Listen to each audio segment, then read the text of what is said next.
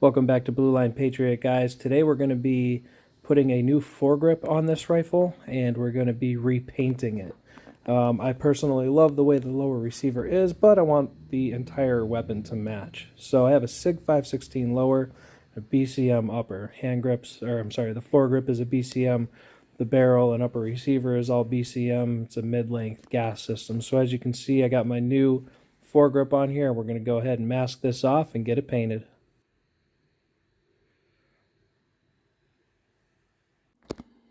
Alright guys, so we're finished with our masking job. I'm just going to go from barrel to stock and talk about what I masked off and why. So barrel I'm leaving alone. I'll talk about that in just a sec. I know some people do that, but I'll explain why I did not.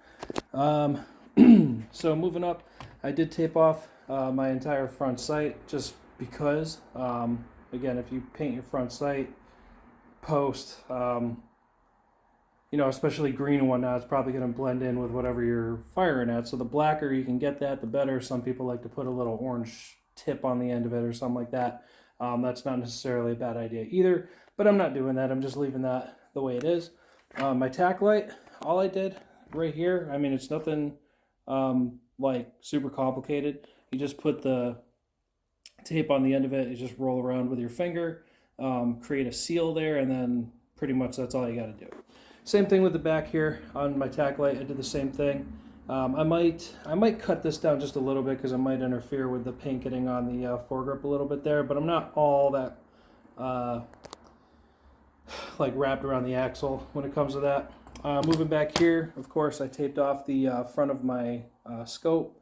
Obviously, you don't want paint on your lens. I could have done the same thing I did here, but I don't know. I just kind of went with this. I might finish the. I might do some finishing work under that to cover the entire scope when I'm done with it.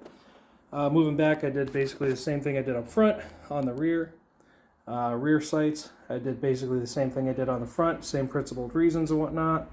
I did take the bolt out of here. So the charging handle is still here, but the bolt carrier group, all that is out of there, and I'll explain why I did that in just a second. You don't necessarily have to do that, but because of the way that I'm gonna set this up to paint it, it's somewhat recommended. Now, if you do this with an AK, I would just take the bolt out and leave the charging handle, bolt group carrier, piston, all that sort of shit. Leave all that in there. Just take the bolt out. I guess I could have just taken the bolt out of this, but it was just easier to take the entire group out. It's not really needed. An AK, for example, if you're painting the what do you call it, the charging handle, then you're still going to obviously want to leave that in. So just take the bolt out so you can do what I'm going to show you in just a minute. Painted, or I masked off the mag well because I just don't want paint getting into the internals of the weapon. Now, if you do mess up for some reason and paint does get inside of the weapon, it's not necessarily that big of a deal. You just have to keep on working the weapon. For example, if it gets in the action, get solvent in there and just keep racking the action. Eventually the solvent will dissolve the paint and the wear and tear will, you know, wear all that shit out of there. So it's not necessarily going to hinder your weapon, you know, in any way. It's not going to break it, basically. All right, so same thing with the mag well. If paint gets up there and maybe your magazines are tight or something, just get some solvent. Solvent will take off basically all of the paint, or you could just keep working your magazines in and out of there until it smoothens up. So back here, I wanted to keep my trigger free of paint. You don't necessarily have to do that, but I want to be able to kind of like at least carry this gun around when it's still tacky. The thing is with paint, guys, especially the Rust-Oleum stuff, it's great stuff, but it does get, for like a week or two after you paint it, it does get a little tacky. But eventually that tackiness kind of just goes away, and then it's fine. So it might be a little tacky at first. Now, one thing you could do if you have a big enough oven is you could, after you paint this, put it in the oven at like, I don't know, 200 degrees or something. Nothing that's going to melt your stuff, okay? You know, kind of like if you left your gun in a car, you kind of want it to get to that heat. Or you could just put it in your car, make sure, obviously, it's not resting up on anything. Kind of like how you can bake cookies and, you know, in your car, you put it on the dashboard, you can technically bake cookies on a hot day. It's like the same thing. Or you could just leave it in the sun. Basically, we're talking about curing times for the paint. You could leave it in the sun, you could put it in a hot car, you could put it in an oven at like say 200 degrees or something. You want it around those temperatures. You don't want to melt anything, you don't want to break anything, so you don't want to go super hot. In the time limit on that, it just depends. When you first take it out, say you know, like small enough gun, like say I did a, I'm trying to think of what I have done in the oven before. My Bren 2 MS, I painted that and I put that in the oven once. And since then I've sold it. But when you take it out, it is a little tacky, and it's tacky because it's warm, it's hot, but once it cools down, it hardens up real nice. The paint hardens up real nice, and it's excellent. And I have put it in there actually with this tack light here. That's been in the oven at 200 degrees for 20 minutes, 20 or 25 minutes, and it still works just fine. So again, you're not going to destroy your light if you have a quality light, and I'd be surprised if you did any damage to your optic as well. Like I said, it's just like leaving it in a hot car. And of course I messed off my pistol grip, and I pulled my stock all the way to the rear because I want this under here painted as well. Thing is, if you leave it here and you paint it, you're going to have everything underneath that's still going to be the color it was before you painted it. But let's string it up and I'll show you how I do that.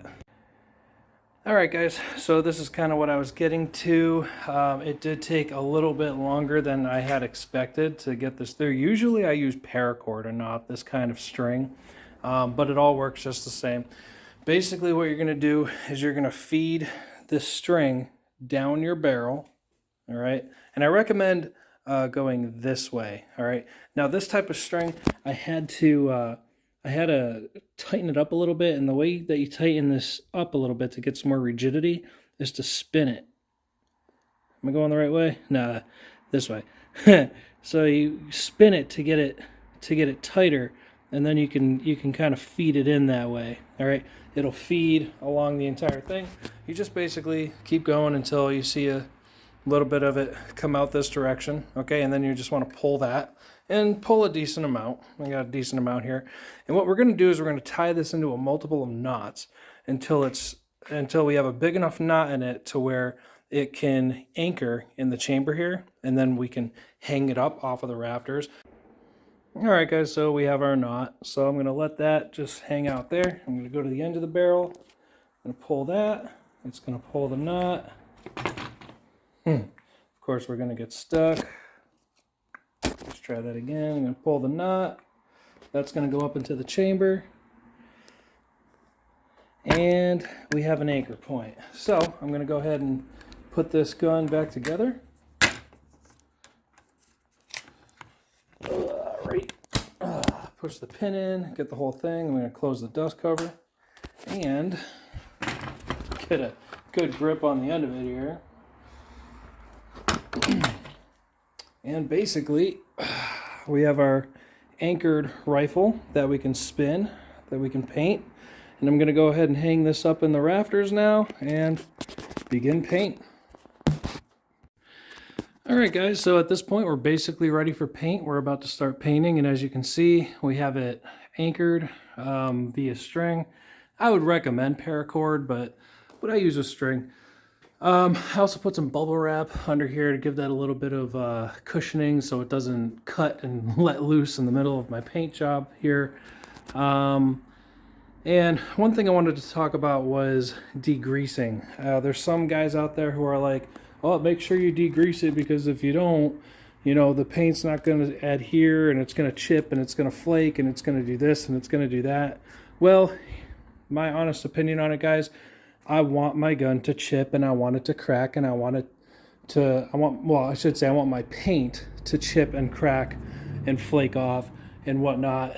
Because the cool thing about that, guys, is I know some guys want a perfect gun, and if you're trying to look for like a perfect, it's a very subjective term, perfect. My perfect paint job is a paint job that looks like that, you know, worn out, cracked, chipped, and whatnot. And it's like this, guys, because, well, the lower, I should say. It's like that because I've used it a lot. I've trained with it a lot. I've, you know, been on many excursions, quote unquote, with what this gun used to be when it was a SIG 516 proper. So I don't mind that. All right, I don't mind dings in it. I don't mind little chips here and there. I like little chips. I like little dings because that means that the gun has been used. You know, plus it breaks the pattern up a little bit and it gives it kind of like a little camouflage, like a more camo look to it. You never see like a true operator's weapon that's not, you know, beat up and used and whatnot. So even after I paint this, you know, I'm not gonna be all sugar sweet on it. You know what I mean? Like I don't care if I bump it or I rub stuff off or whatever, because I don't want, excuse me, I don't want a clean gun. I want a gun that looks like it's been used. You know what I mean? And of course, the only way I'm gonna get that is by using it. So yeah. But yeah, if you're somebody who wants like a clean look to it, like a brand new look, maybe you're painting guns to sell them, then okay, I kind of understand that. You want that new look to it. So in that case, I would recommend degreasing. I don't know how to degrease. I don't degrease. I wipe everything down, you know, with a cloth, with an oily rag. So naturally, some of this stuff is going to chip off. It's going to peel. It's going to crack. But I don't care because I want that. Okay. If you do not want that, then I would recommend thoroughly degreasing it and whatnot. But again, I'm not going to do that. It's not my style. So I'm just going to go over this one more time, give it a little, make sure everything is sealed up and the way I want it to be. I'm going to bend some of these up here so they don't impede where the tape is going to, or where the paint is going to go. So I'm just going to do another quick look-see here, make sure all my masking is still how I want it to be, and then we're going to start spraying. All right, guys. I wish I can get the entire rifle in the frame, but I just can't. So, but without further ado, first up is our green. We're going to give the whole thing a base coat of green. And we don't want to get right up on it. I want to stay about maybe about 1.5 feet away.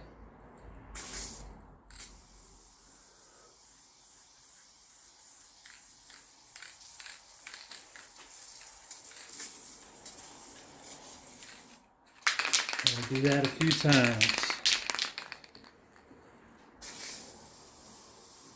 A few different angles.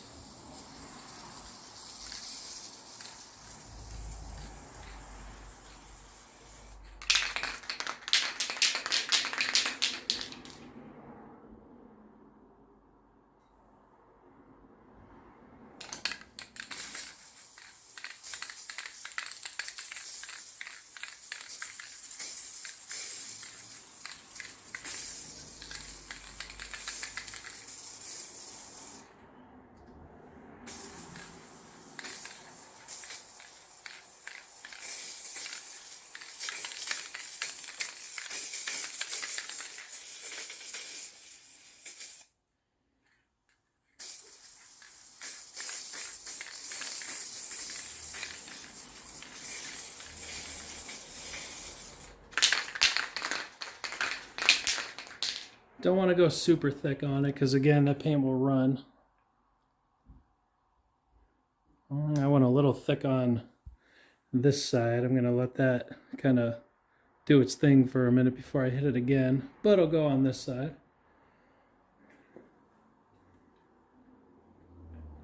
If I can get it to quit swinging.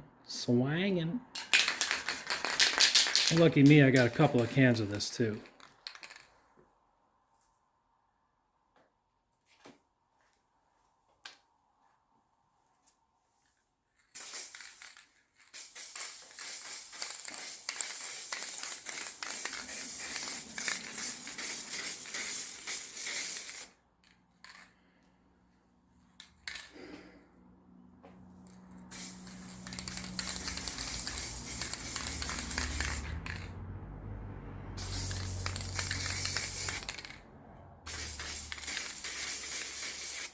Now, some people might say something about how, what do you call it? About how I kind of like left this stuff on here while I painted it, or I'm not masking off my, my brightness settings and my optic X powers, but that's, guys, because I don't really, I know how bright it is by looking at the thing. And I know how, I know what optic level I'm at by looking through the thing, and I know I'm either at 1x or 6x. So, it's not that important to me really to keep all that stuff where I can see it. I know some guys are all about it, but me personally, I don't really care.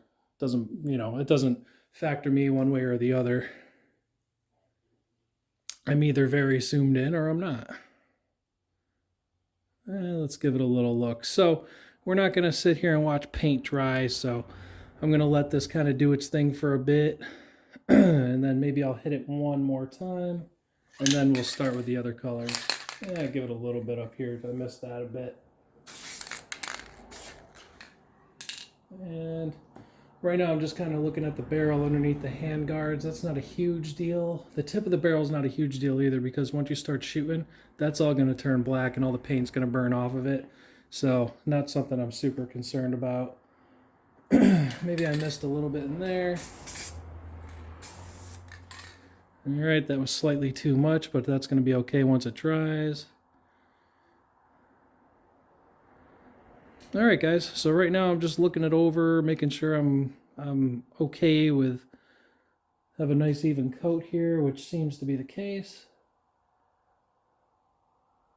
All right, so now we're just gonna let this dry, and we're gonna come back and hit it with some browns, unless I'm too thin in some places, which, again, no big deal. And just cover it with whatever, but it looks to be pretty solid, except for maybe right here. All right, so like I said, we're just gonna let that dry until it's not shiny anymore, and then we're gonna come back and we're gonna hit it with some brown. It might be a little bit shiny, but we'll let it dry for, we'll give it 10 minutes. We'll come back and put some brown on it.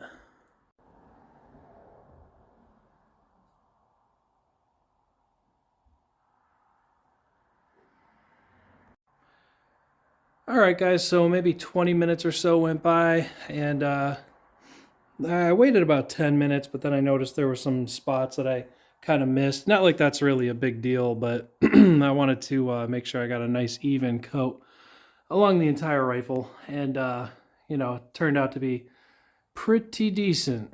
But now we're going to start with the brown and give it a little black, and darken her up a little bit with some black from far off. So this is kind of like I said, it's like a World War II green. It's not necessarily OD green. It's close, but it's slightly different. And I'd say in real life, this paint job is just a little bit darker than what you can see now. And you can't find this color at Home Depot or Walmart, because I've been looking for a long time. But yeah, it's just its own special color. I love it. But like I said, I'm not too focused on the up here at the excuse me, at the muzzle, because once you start shooting, like I said, all that's going to turn black in there, and all that shit's going to burn off. So I really didn't pay much attention there.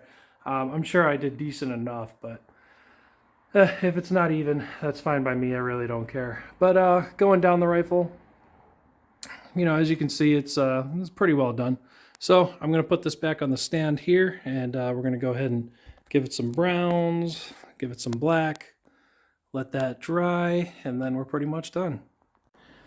All right, so time for brown.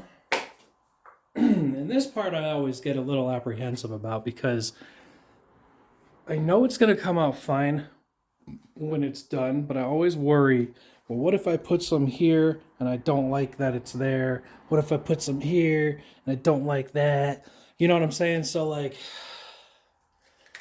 if I don't like the pattern? Well, good thing about all this, guys, is that if you don't like the pattern, you can just paint right over it, especially if you're using a paint/primer. Paint right over it, bring it back to the green, start all over again. But I've done enough rifles where, you know what, it's like, typically I don't like how it is originally, and then after it gets a little broken in and worn out, I get a little bit more like, okay. So, I hope I like it this time. But I'm expecting I will. Again, this paint job is mainly for, those of you who have been watching the channel long enough know I live in the northeast region of the United States of America. So that's kind of what I'm looking for, like an all year round sort of thing where even in the winter, you're still going to have like kind of like mud and clay. In the summer, you're going to have, you know, the green shit. You're also going to have dead vegetation, especially late summer. A lot of stuff's kind of dead and brown, and the early spring, everything's dead and brown. So this is kind of like an all year round blend in with kind of everything, sort of a paint job. It's definitely not a desert thing, but if you have like year-round seasons, it's not a bad way to go. I'm thinking now I should have got some tan too. Oh, I should have got some tan. Son of a bitch. That's okay. Brown will do just fine. I'm looking for a darker color paint job anyway, but a little bit of tan I think would have went nice with this, but whatever. So again, this you don't want to get too close because you don't want your paint puddling and getting shiny. You want to keep it like a matte finish. So all right, the scary part. Wish me luck, ladies and gentlemen. I should do some test runs. All right, fuck it. Let's just do it, right? Okay.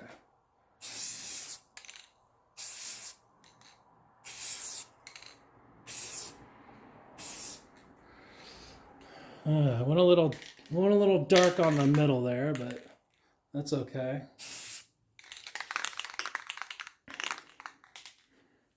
Let's get the other side. Let's let that dry off a little bit before we play with it anymore. Let's see which way I went with this. Not like it matters, but okay.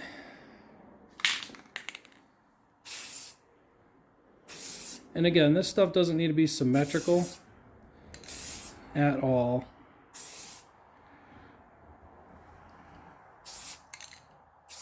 Basically, all you're doing is just breaking up the pattern.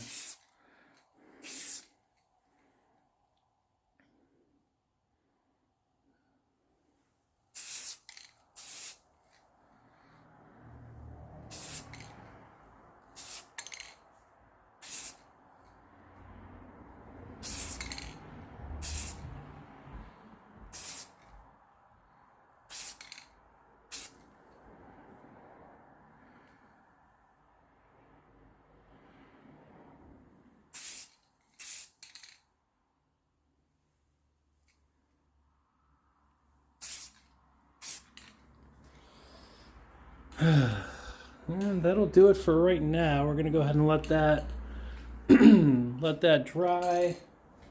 Get rid of the shininess. Take another look at it. See where we are. And then we'll put some black on it, and we'll go from there. I'm scared. I don't know if I like it yet, but we'll see. We'll see. Once we get some black on there, I think it'll probably tone the brown down a little bit, and we'll be doing just fine. All right, guys, so I gave this about maybe 20 minutes to dry out, and it's not so shiny anymore, which is great. That's what I was afraid of. And it's not completely dry yet. The more it dries, the more that shine's gonna disappear from that. And I wish the lighting was a little bit better in here too, because it's getting a little late in the afternoon and things are getting a little grainy. But whatever, still looks good. So good enough to film. Actually, let me try something here. I'm gonna work some magic. Nah, I don't know. I put the light on my camera and I don't like it. So all right. So that's that. I'm gonna go ahead and start with the black now, and see how that goes. So again, flat paint, flat colors. And you know what I did though? I took all the tape off of here, and I just put, I just sealed the top of this with some masking tape, just like I did everything else. Now I wanted to wait for the rest of this to start drying off, and you might be able to see it decently. Well, maybe not good enough. That again, once it gets a little dark, the lighting kind of sucks. Actually, let me try something.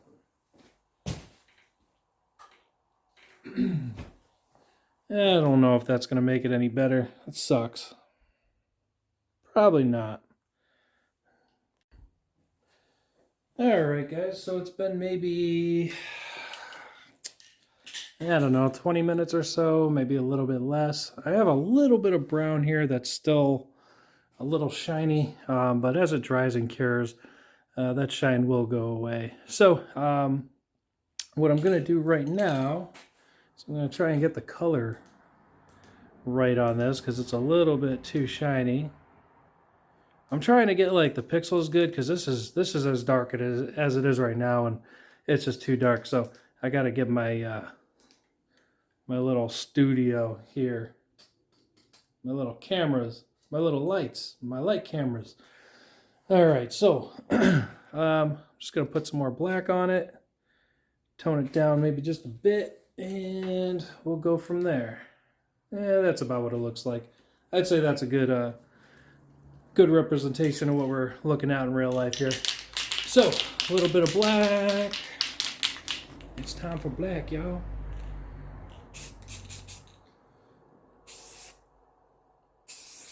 Oh, that was a little bit too much. See, that's why you don't want to get too close. I don't like when it gets like that. It's not bad. It doesn't kill the paint job, but when it gets when you get too close, you get that shine. That's what I'm trying to stay away from. But again, that'll dull out the more, the more that dries and cures, it'll dull out. So not too worried about it. But I don't want to get any darker than that. Damn, this stuff is working. Gotta stay. So now I'm about 1.5 feet away, and that's kind of what I was looking for, like a spray. I don't like it being too dark, because I like subtle transitions. You don't want anything too, you don't want like solid lines. You want subtle transitions.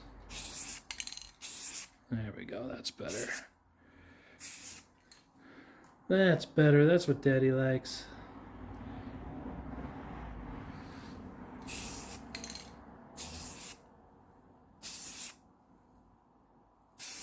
Ooh, fuck, that sucked. That sucked. I might be going back over that soon. But we'll see how that dries off.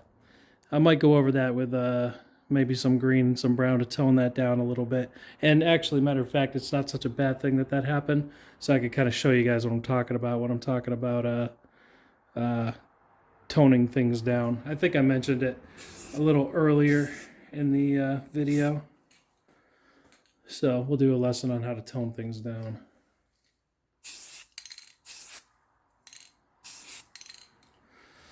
It's actually not too bad, man. I mean, looking at it in real life, it's reminding me a lot of like 90s BDU, Army BDU camo. It's pretty cool. Pretty cool. It is tacky as shit right now, though, to the touch. So I'll dull this down a little bit with probably some green. Once it dries out, I'll tone that down a little. We'll see how this goes, because that's kind of okay. Down here, that's all fine.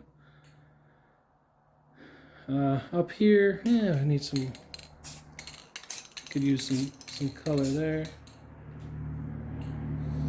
And again, doesn't have to be uniform. It's, because again, you're trying to blend in with vegetation and stuff. Nothing is really, what's the term? nothing's ever going to be even and straight and beautiful out there. It's all going to be kind of thrown around. So that's okay. It looks a little too bright on the camera though. It's not that bright in real life. I should have started this earlier. It's getting dark outside. Not too dark, but it's that time of day where everything looks like crap on camera. But we're doing all right. So I'm going to tone this down definitely. That can all stay there. This stuff is going to dry just fine. I'm not worried about that. Definitely the center though. We'll see how this dries. We'll tone that down a bit. Everything else is doing kind of all right. That's toned down pretty good up here. Actually, that's toned down really good already. So we'll see how it dries out. We'll see how this dries up. That looks okay. Down here, that's all fine. The top, though, looks like it needs a little bit more. It's a little uneven up on top. Let me do this. There we go. That looks a little more like it. Get some here.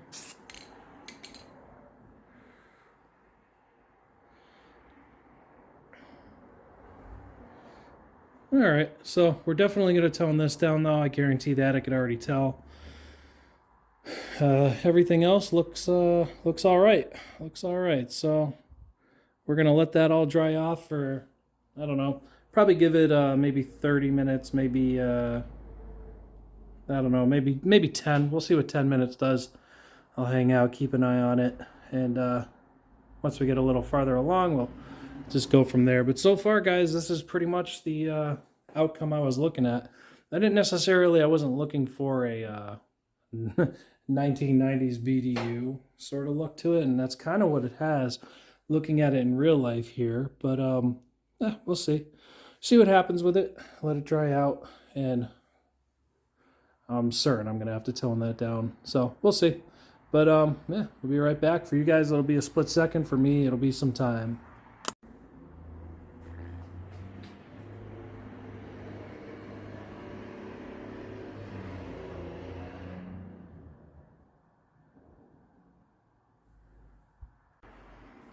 All right, guys. So it's been a little bit here. Still have a little bit of shininess because we're not completely dry yet. But trying to get the light just right for us.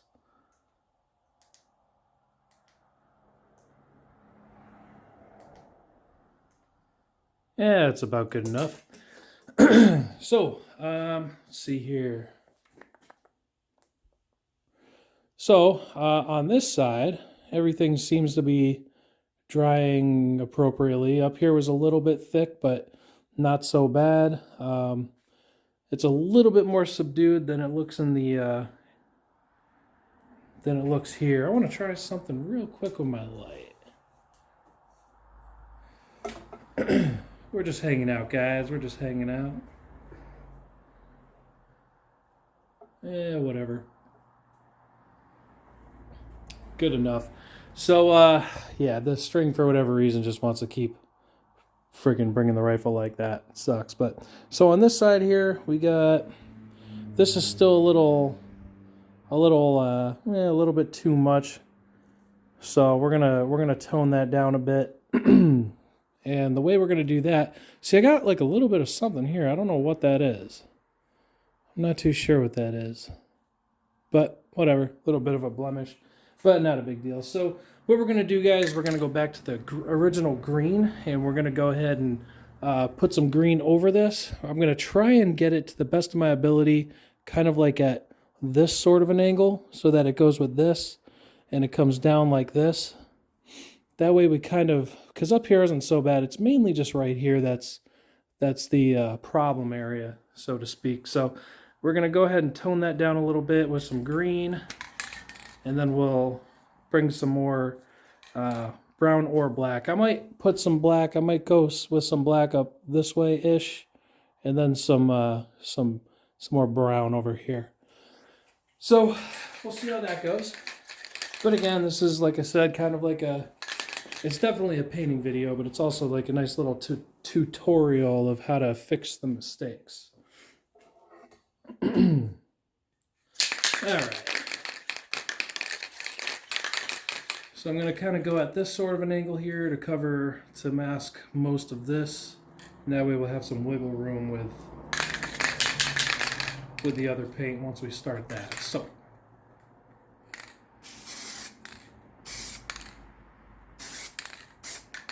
all right, so we're gonna let that sink in, let that do its thing, let that dry.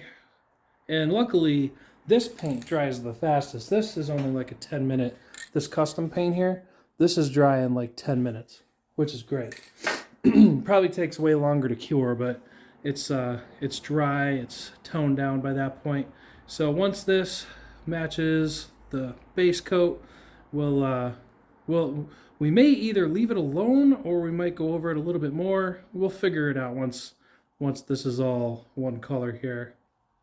And then I might just put some black here, and then we'll pretty much call it a day, because even on this side, everything dried and cured pretty well. Maybe not cured because we're still a little tacky, but definitely everything dried well. You know, and nothing's too strong or too light on that side. We have a good mixture of all the colors that we want, so not bad. So I'll give it a little swing like that. Go ahead and cut it, and then we'll be back with this side here, and we'll figure out what we're going to do with this. Maybe a little black streak like that, and maybe we'll leave that alone. But we'll see. Give this 10 minutes and we'll be right back. All right, guys, we're back. This basically is blending in just fine. I'm going to try and get some multiple angles on it so you guys can see for yourself. It came out pretty decent. So, yeah, that's how you fix it. So it's, you know, if you screw up like I did in real time with you guys, it's definitely something that could be fixed. So if you have any like apprehension, or you're kind of worried about that, don't worry about it. Just, jump in there and be creative. So what I'm going to do is, put one more streak of black maybe right here, about like that, and call it a day. And then after that, this will be pretty much good, and I'm just going to let this dry and cure overnight. And matter of fact, I might just give it a bit to it's not actually so sticky. Never mind, I take that back. It's a little sticky, but I'll probably take it into somewhere a little bit drier, a little bit warmer, and heat it up all night. But what I'm definitely going to do is take all the tape off of it for you guys, and then I'll let it dry overnight, get some nice light on it tomorrow, and give you guys a overview of the entire product. For me, it'll be a day. For you guys, it'll be like a split second. So I'm going to shake up some more black here. And I'm going to give it one more little look, because this is probably going to be the last thing I do. Give it a little look-see here. Yeah, see how that's looking on. It's looking all right on camera, whatever.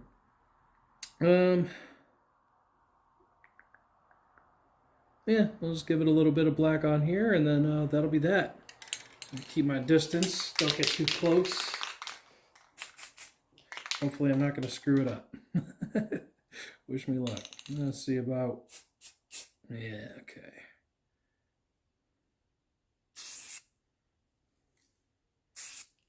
There we go. And that's good. That will dry pretty quickly, more or less exactly how I'm looking, what I'm looking for. All right, cool. And that'll dry. It won't be so shiny, and we'll be good to go. So that's pretty much that for now. And I know the lighting kind of sucks. It's nighttime. Things are definitely still going to be a little greeny, but hopefully tomorrow I have some nice light. I can show you what this finished product is going to look like, and well, that'll be that. So that's all. Well, I was going to say that's all I got for you guys today. That's all I got for you guys today for me, but again, in a split second after I cut this, you guys will see the finished product and some better light sometime tomorrow. And that'll be that. So I guess I'll talk to you guys in a second. All right, guys, it's been a couple of days for me. It's been a split second for you. And here is the finished product. It's a little bit more green in real life than it's coming across on here, but I'm happy with it. For where I live in the northeast region of America. I can't really get any more specific than that, but yeah, man, this is more or less a perfect little mountain hiking recce rifle here. It's basically going to blend in with everything. Got a lot of browns with the trees. Got a lot. Actually, there's like 50 shades of brown where I come from. So this is actually pretty decent. So I like it. I'm going to flip it over onto the back in just a sec so you guys can get a better look at it. But one thing I will say is these rail covers, the top and bottom ones here, they took quite some time to actually dry out. I'm sure that if I hit them with a heat gun for a while, they probably would have cured way quicker, but there's been a lot of stickiness with these. Now these rail covers here are, I guess, M-Lock fillers, if you will. These dried like pretty much right on the spot. It's just that these ones here took a few days. They're still a little bit tacky, but it's not it's not bad. I'm sure if once I do give it some sunlight, this stuff will cure and it'll be just fine. So no worries there. So with the dust cover open, let's pop that. There we go. Looks pretty decent. Looks pretty cool. I like it. Not bad, right? So I'll go ahead and flip this sucker over. See what it looks like on the other side there. Now the colors are uneven. There's not an even color scheme. There's sort of the front's different than the, well, I should say the left side's a little different than the right side. Color scheme wise, there's a little bit more green on this side here than the other side, but that's okay, because again, I'm not trying to be symmetrical here. I'm just trying to give it an what's the word, asymmetrical paint job. Now you guys can do that, if you want a fucking headache and a half, you can go ahead and do the whole symmetrical thing, but it's just more to I don't know, more of a pain in the ass in my opinion. But to each their own. A lot of this stuff, it's all subjective, man. Just paint it the way you like it. Don't be scared. You will make mistakes. It's easy to fix those mistakes if you do make those mistakes. But yeah, that's there's my new recce, Gizmo, if you will. That's the name. I've had that name for a long time with this. Well, the lower. Again, it's been through some transitions through the years, but this is the longest running AR that I have, that I own. The lower receiver has fired thousands of rounds. Upper receiver's a little bit different. Just because, again, I've been switching upper receivers. Actually, this is the second upper receiver I've had, and it's relatively new, maybe like 2 or 3 years old. And in that time, I've had a bunch of other guns. It's funny because, like, if you own one rifle, you shoot that rifle a lot, But once you start collecting other guns, it's funny. Like the more guns you own, the less you seem to shoot, which is well, especially with ammo prices today, Jesus. But yeah, this is probably the last gun I would ever sell. It is definitely my escape into the woods rifle. If I ever had to like legit bug out and go live in the fucking mountains, this would be the rifle I would take with me. It's always been that way. I love this gun. It started off as a SIG 516, at least a SIG 516 lower. I talk more about that in some other videos I have, so if you want, go check those out. But yeah, now it's just a SIG 516 lower. Ambidextrous magazine release. I had a bad lever on here, but I stripped this when I tried unscrewing it because I hated the feel of the bad lever. I don't like random shit being in my trigger well. I just don't. Especially if you wear gloves, you bump it a little bit. you know, you're firing, your bolt gets locked back accidentally. Like, why is it getting locked back accidentally? Well, it's because you're bumping the thing with your gloves. So personally, I was never hot on it. So I went to take it off, strip this, and then I couldn't get it off. So what I did is I got a Dremel and I just cut the lever that goes there. And now I have a big ping pong paddle there. So that's kind of cool. So SIG 516 lower, BCM upper receiver. I want to say this rail alone is Midwest Industries, BCM front sight, BCM rear sight, primary arms, 1 to 6 power scope on here. I think it's 6x32. I always forget the width on it, but it's not too bad. It goes all the way down to 1 power and all the way up to 6 power, which is cool. So basically, if you could shoot 100 yards, you can shoot 600 yards, and that's basically the maximum effective range-ish of this sort of a rifle. Not like I would ever, I don't know, I just can't think of a scenario where I would be shooting 600 yards, you know, anything short of Russia rolling into our country, but, you know, we're not bordering it, and as we can see, Russian military is a fucking joke. So, I don't think we have to worry about that. But yeah, guys, that's the new paint job. I love this rifle. It's definitely a recce rifle through and through. And yeah, so don't be afraid to paint your rifles. If you're trying to do something specific with it, like maybe like a digital sort of a thing, that's not even hard either. It's not. I don't like that look personally. I understand the appeal, but I just wouldn't paint any of my rifles like that. I like to blend my colors. As you can see, there's no hard lines between anything really. Everything just kind of blended in with itself, and that's kind of cool because out in the wild, that's kind of how things are. The digital look looks cool. Maybe it's effective depending on, you know, how you do it. And there's videos out there how to do that too, but that's just not my style, so I just don't do that. Guys that would do that, whatever works for you. As long as it blends in, you know. But that's pretty much all I got for you guys. Thank you for watching. Don't forget to like and subscribe and hit that bell and select all, so every time I put some bullshit video out, you guys can entertain yourself with it. But that's pretty much it. Any questions, comments, concerns, go ahead and throw them in this comment section, and well, just stay tuned for my next video. I don't know what it'll be. I have no idea. All of these videos that I do are pretty much spur of the moment. I get some random bug in me. I get some random, some random motivation, and I end up putting some kind of video together, whether it be something firearms related or a podcast. And of course the podcast, guys, I'm just running my mouth talking about nonsense.